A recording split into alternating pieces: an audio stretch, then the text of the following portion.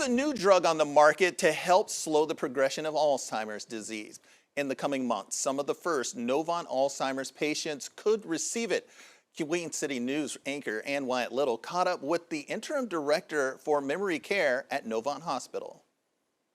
Honestly, for the longest time in dementia care, there wasn't really a lot of just, absolutely wonderful medications that could really impact patients' journey. Dr. Robert Wiggins is hopeful. For the first time in years, he'll have a new medication to offer some of his Alzheimer's patients. So that doesn't mean this is a cure, but it is very enlightening, and we're learning more and more about the science behind not only this medication, but the science behind Alzheimer's disease as well. Wiggins is the interim director of memory care for Novant Neurology. By the end of the year or beginning of 2024, he hopes to start giving lecanemab to patients. It's the new drug FDA regulators recently approved to slow the progression of Alzheimer's disease. Targets amyloid.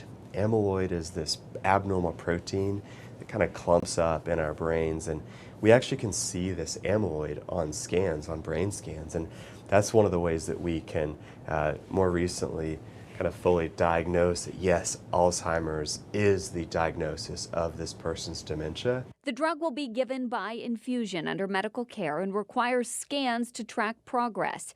As with any drug, there are side effects. Wiggins and his team are working to identify patients in the early stages who may be good candidates. Hopefully what that means is more time with the loved ones that we know, that we care about, and hopefully that means more high school graduations, more weddings attended, more mobility, more independence, and ultimately more quality of life for both patients, families, loved ones. That time and those memories are precious to families after receiving a devastating diagnosis. Wiggins believes the future is promising. We have that tool, we have a drug, we have an infusion that has been proven to be safe and effective.